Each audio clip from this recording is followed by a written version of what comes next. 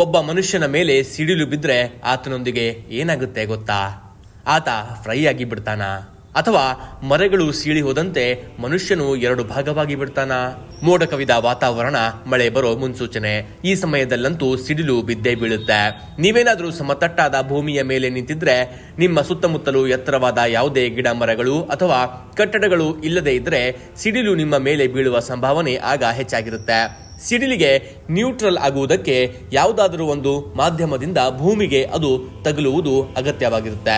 ಆದರೆ ಅದಕ್ಕೆ ಭೂಮಿಗೆ ತಗುಲುವುದಕ್ಕೆ ಯಾವುದಾದರೊಂದು ಮಾಧ್ಯಮ ಬೇಕು. ಈಗ ಆ ಮಾಧ್ಯಮ ಆ ಸಮತಟ್ಟಾದ ಭೂಮಿಯಲ್ಲಿ ನಿಂತಿರೋ ನೀವೇ ಆಗಿದ್ದೀರಿ. ನಿಮ್ಮ ಸುತ್ತಮುತ್ತಲೂ ಯಾವುದಾದ್ರೂ ದೊಡ್ಡ ಮರ ಅಥವಾ ಕಟ್ಟಡವಿದ್ದರೆ ನೀವು ಚಿಂತನೆ ಮಾಡುವ ಅವಶ್ಯಕತೆ ಇಲ್ಲ.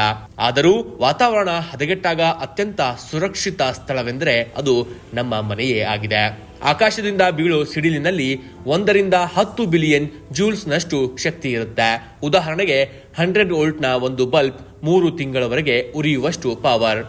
300 ಮಿಲಿಯನ್ ಕರೆಂಟ್ನಿಂದ ನಿಮಗೇನಾದ್ರೂ ಭಯವಾಗ್ತಿದ್ರೆ ಚಿಂತೆ ಬೇಡ. ಯಾಕೆಂದ್ರೆ 100ರಲ್ಲಿ 90 ಜನ ಸಿಡಿಲು ಬಡದವರು ಬದುಕಿ ಉಳಿತಾರೆ.